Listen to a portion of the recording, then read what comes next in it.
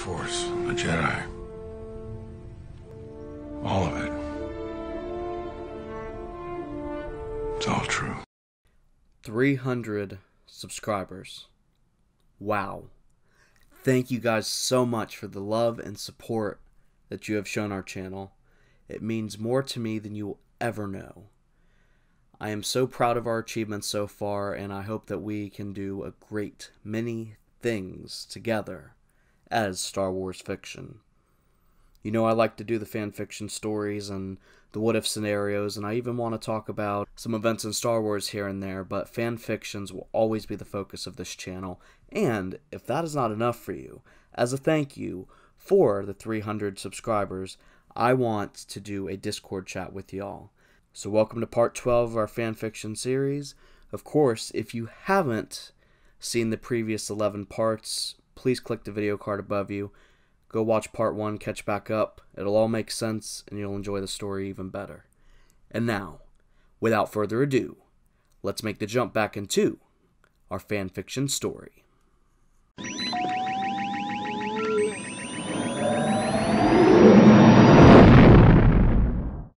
We find ourselves above the planet of Naboo, where the battle over the planet has just concluded.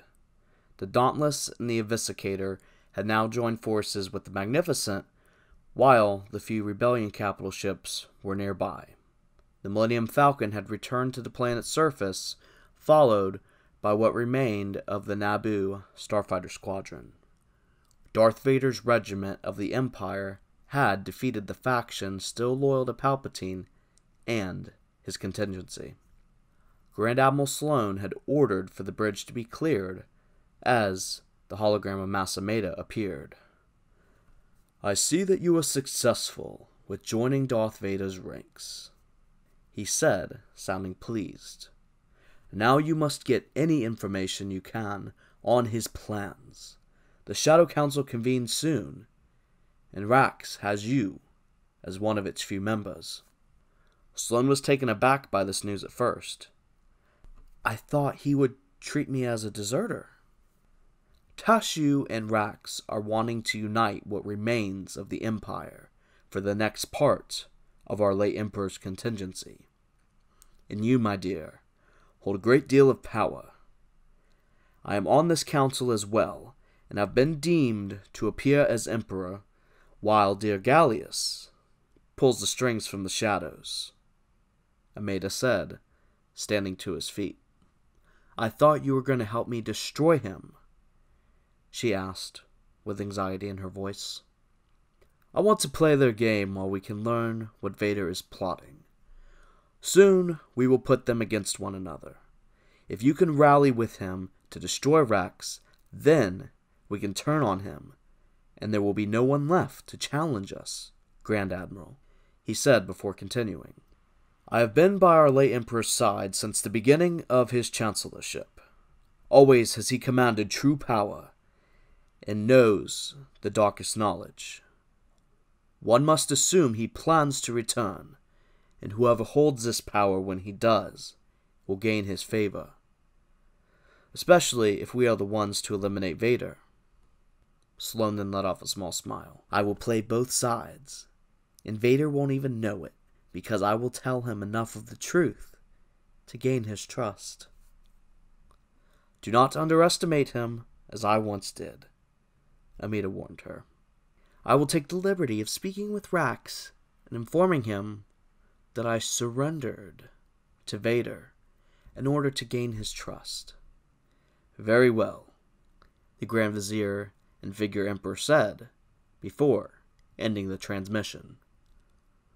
The Grand Admiral then turned and activated a hologram, and soon Admiral Versio appeared. "I see we have one, Garrick," she stated. "You came at the nick of time, Admiral. Well, Grand Admiral now. But I must question where you went after fleeing Vardos," he asked her suspectingly. Sloane decided to use the truth to her advantage. "I spoke with Grand Vizier Masameda, and has offered an alliance with him in defeating the remnants of the Empire that are gathering in the unknown regions right now as we speak. Admiral Versio stood in shock for a moment. "We don't even have the intelligence on where they are. How can we trust you?" he asked. "Because I have the means of gathering the intelligence you seek. I know Lord Vader will want to crush the opposition as soon as he can, before the Civil War gets any worse. Especially since he is now working with the rebels as well," Sloane said, making sure the Admiral heard her enunciation of the word rebels. "Lord Vader has a plan, and I'm sure he will want to speak with you when he returns from the planet's surface," Versio said, making sure in return that he enunciated Vader's name. "Very well. I will wait for his arrival," she offered, knowing that the Admiral had taken her bait, even if he still had his suspicions. We now find Anakin Skywalker and Ahsoka Tano standing outside of the royal palace, waiting on Luke, Leia, and the Queen. "I know this is hard for you to be here, Anakin," Ahsoka offered kindly. "I am here for her and them," he finally said after a moment of silence, besides the breathing of Vader's mask, using his mental connection with Ahsoka through the Force, instead of speaking through the vocalizer of Vader. "Padme would want this." "But what do you want?" she asked him. Anakin then turned to face Ahsoka. "I wish to atone for my crimes against the galaxy, by any means, to protect my children while defeating Sidious and his empire. I also want to help train the next generation of Jedi." Ahsoka then looked down to see Anakin's hand on his belt, where his lightsaber would be. "I see you've lost your lightsaber," she said, half poking at him and half serious. "Indeed I have, Snips," he retorted. "I do not plan on needing another," he finally said. "The Force will guide you to another, if it's meant to be," she said. She then offered her lightsabers to Anakin for his examination, who ignited them, revealing the white blades. "These are purified, formerly corrupted by the dark side," her former master said in a surprising tone, even though he had seen them before. "Taken from an Inquisitor," she said as she told him the story behind them. Anakin then looked at Ahsoka, noticing just how much she had matured and how wise she had become since all those years ago, before Mandalore. "I have one of yours, that you left with the fallen clones. I came looking for you not long after," Anakin said as he remembered. It pained him to think about this. "It is on Mustafar, along with Obi-Wan's." Having that memory flood back to him as well, Anakin couldn't help but clench his hand in remorse. "He has forgiven you, Anakin. He believes you still have a purpose to fulfill within the living Force." "I wish I could speak to him again," Anakin said, still upset with himself. "Your armor, no, Vader's armor, is Sith-warded and imbued with the dark side. Obi-Wan and Yoda said it would be hard for them to appear to you." "I see," Anakin said, looking up at Ahsoka. "There is a facility on Kamino that can clone organs and reconstruct tissue. They took the tissue and organ samples recently at Polis Massa, where Luke and Leia were born. I had it rebuilt not long ago, after visiting there on my quest to learn more about Luke. It is where Padme died, where I found out through a recording that she still believed there was good in me. Right before that, I came here looking for answers, visiting her grave." Ahsoka nodded, knowing it wasn't worth digging deeper into. "And what of this procedure?" she instead asked, getting Anakin back into the original subject. "Soon I might be able to discard the armor, Ahsoka. That is once Darth Vader has served his purpose in defeating the Empire." "Anakin," Ahsoka began, seeing a young blonde-haired boy dressed in black, who she knew to be his son Luke, slowly approaching. "You must be careful allowing the dark side to remain. Even if it's useful and dormant, it can still corrupt you," she warned. "You do not need Darth Vader to defeat the Empire." Luke was now close enough to hear the final part of Ahsoka's advice to his father, who he now stood next to. "You must be Luke," she said, smiling and offering her hand, introducing herself. "I am Ahsoka, your father's former Padawan." Luke had an astonished look on his face as he looked back and forth between Ahsoka and Anakin. "She is everything a Jedi should be, my son. Much like you demonstrated when you saved me from the dark side." But Luke vaguely recognized her. "This girl, I saw her in our vision from the Force. From your memories," he then said, as Leia and the Queen walked up to them. "Captain Solo and the Falcon will be landing soon. It will need repairs from the battle," Leia told everyone while trying her best to avoid looking at Anakin. The Queen then spoke. "Your mother would be proud of you both," she then said, looking at Anakin. "Please protect them, Anakin.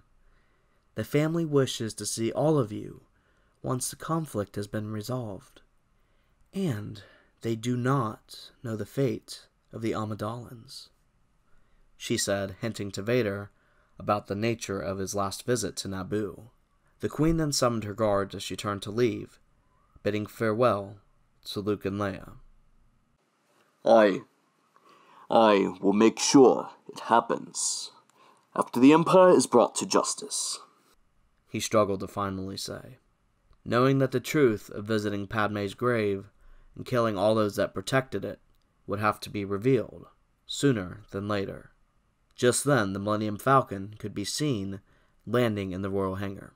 "I must speak to Mon Mothma and the other leaders," Leia then said, raising her nose. Before leaving, she turned to Ahsoka and smiled at her. "It's good seeing you again, Princess," Ahsoka then told Leia. "We will have to talk more when time permits, Fulcrum," she said, looking at Ahsoka in the eyes, before Luke put his hand on her shoulder. "Leia, we should visit Mother's grave while we're here," he then suggested. "You heard your father, Luke. We will return after the Empire is gone. You and him have your own Jedi business to handle, I'm sure." Before anyone else could say anything, Leia then turned to leave briskly, as if she had felt a lingering, dark presence. It did not go unnoticed by the other Force users, who immediately knew what it meant. "Maul," Ahsoka said confidently. "It was here that Obi-Wan defeated him," Anakin then said. "Master Qui-Gon would have liked you both. This is where he died, at the hands of the Sith. But not before he trained Obi-Wan to knighthood." "He trained you well, just like you trained me," Ahsoka then offered. "Just as he trained me, along with Master Yoda," Luke added. Ahsoka then realized how much Luke had been trained, and she could now sense he had only received a crash course version of his Jedi training. "Anakin and I will finish your training," she abruptly offered. "Yes, and we will build the next generation of Jedi." "Speaking of the other Jedi," Ahsoka began, "I need to find Ezra Bridger, the boy from Lothal, trained by Kanan. He needs my help, and I'm sure he could help us in return." Luke sensed that his father had met the boy as Vader before, and then nodded in agreement as Anakin spoke. "I must return to the Dauntless to speak with my Admiral, as well as a Grand Admiral who decided to join us. I must find out what Sloane's true intentions are." "I will go while you finish here, Anakin. I have a feeling he is on Lothal. I will contact you once I find him," Ahsoka offered. "Very well. We will rendezvous once you have found Bridger.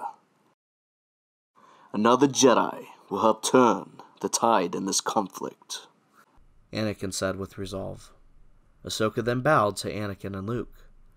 "May the Force be with you both. 3 Skywalkers running around could be dangerous. It was bad enough when it was just you in the Clone Wars, Anakin." Nobody could see, but Anakin let off a small smile under his mask. "May the Force be with you, Ahsoka," Luke said, chuckling, before the 3 parted ways. Luke and Anakin were now on the bridge of the Eviscicator and had just been greeted by Grand Admiral Versio. His daughter and commander of Inferno Squadron now stood next to him, along with Agent Del Meeko. "I've sent for the Grand Admiral. She will be arriving momentarily, sir." Luke then gave his father a look before speaking. "We did well to repel the Empire so far, but if we do not act quick enough, the rebellion will want answers. Leia will only hold them back for so long." Anakin then spoke. "As far as anyone is concerned, Darth Vader was the Emperor's second-in-command, and now rules the Empire since his death. We'll inform them of this, and we are seeking an alliance against any factions that oppose the rightful Empire.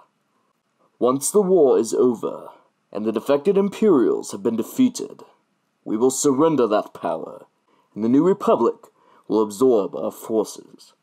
Garrick nodded as he saw another Imperial shuttle enter the hangar. Soon enough, Grand Admiral Sloane then walked down the ramp and stood in front of Anakin Skywalker, who she thought was still Darth Vader. "My apologies for my actions above Vardos, my lord," she said, bowing. "I served an illegitimate man known as Gallius Rex, who claimed, and who I thought was the rightful heir to the Empire. I was wrong once I learned you had survived Lord Vader." "You jumped to light speed," he began before being interrupted, "to speak with Massa Maida, who also thought he was the Emperor's successor. After you, he would be, but he wishes for me to convey his support in helping you end the war, even if you have already made an alliance with the rebels. How Lord Vader decides the best route to victory shall not be your concern, Grand Admiral," Admiral Versio firmly added. "My loyalties lie with the true Empire and its new ruler," Sloane slowly stated.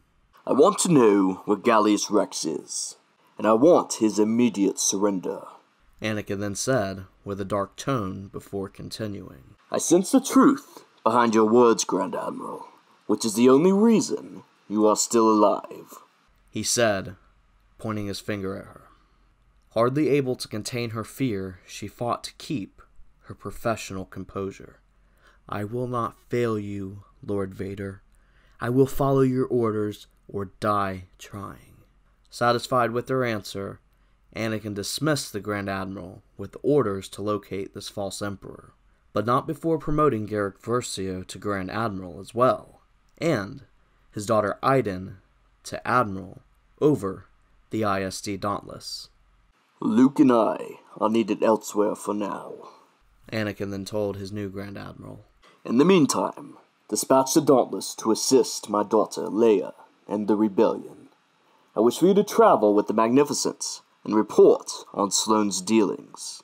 Find out what happened to her former Star Destroyer, the Vigilance." "It will be done, General Skywalker," Iden said, bowing her head along with her father before walking off, leaving Vader and Luke alone.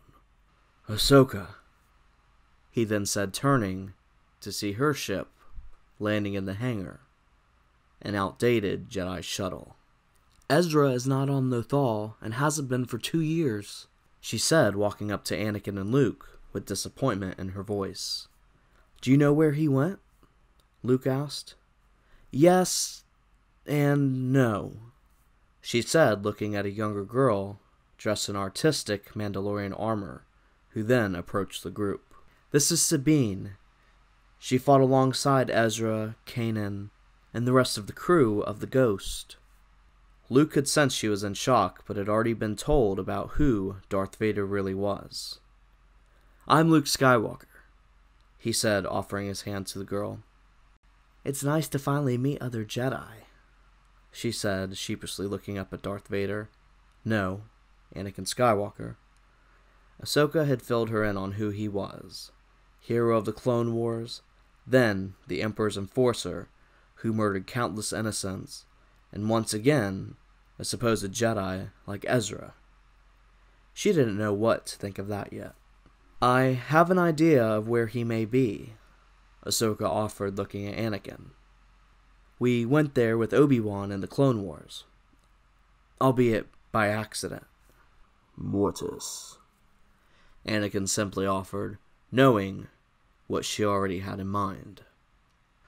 "The Purgil that Ezra summoned to help defeat Grand Admiral Thrawn and the Empire transported them and the Chimera somewhere in hyperspace," Sabine offered. "I know the way," Anakin then offered, "but we will have to do manual hyperspace jumping. Skywalking, as the chess people called it," he said, remembering when Thrawn had taught him that method a couple years ago. "I trust you and Luke can pilot that thing?" she asked Anakin, looking at him amusingly. "If it flies, we can handle the rest," Luke offered amusingly. We then watch as Sabine, Ahsoka, Luke, and Anakin board the T-6 Jedi transport and exit the ISD Eviscicator before soon jumping to hyperspace en route to the hidden world of Mortis. Alright, my friends, that is a wrap for part 12. Thank you so much for watching, and thank you for supporting this channel and helping us continue to grow. I appreciate all your likes and all of your shares, and most importantly, I appreciate you subscribing. If you haven't done so by chance and you watch our videos, please hit that red subscribe button with the bell notification icon. Not only are you supporting the channel, but you will be the first to know when part 13 of our fan fiction comes out. Our heroes will be traveling to Mortis, where who knows what will be waiting for them. It'll be an exciting fan fiction that I already have written, and I think that you guys will really enjoy this next part. I want to dive into the aspects of the Force a little bit more into this fan fiction, while continuing to move the greater story around in the background and set the stage for the final showdown. Well, not quite yet, but it'll be there around part 20. I was actually talking to Star Wars Theory about this in his live chat, who is one of my favorite YouTubers and one of the guys who inspired me to start this channel. And it was cool because he thought it was crazy that I would be doing a 20-part fanfiction series on Darth Vader. I just don't want to have it set at a certain part that it has to be done by. I just want to write the script, see what happens, see where it goes, talk to you guys, add your thoughts and ideas in there, and see what we get. That's the best part about fanfictions, is we get to make them up. And I really want to do that Discord server. I'm going to go ahead and set that up for next week. I'm going to make the server name on Discord Star Wars Fiction. So if you guys are around, please feel free to join us. I'll try to release a notification or a quick live video beforehand. I want to be more interactive with you guys. I want to hear your feedback, and I really want to jump into this thing and make something happen of it. You know, I'm a big passionate Star Wars fan, and I know you guys who are watching this are big fans as well, and I would just love to chat, hear your ideas. You know, we can talk about different theories and what ifs, and I think it would be a good time. So anyways, in conclusion, thanks for watching, my friends. Thank you for the 300 subscriptions, and I'm really looking forward to see what this channel can do. Until next time, may the Force be with you, wherever you may be, in the galaxy far, far away.